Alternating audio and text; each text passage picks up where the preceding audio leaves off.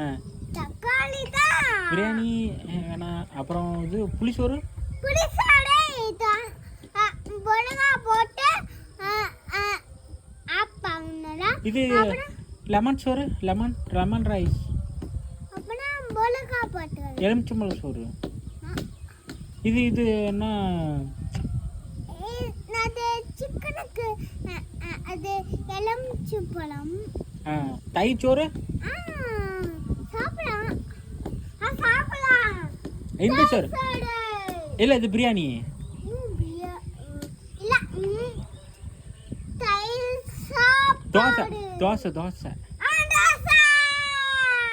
ஏன்னா இட்லி.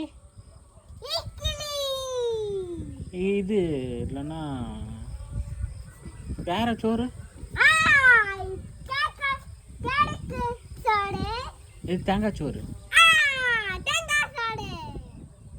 இல்லைன்னா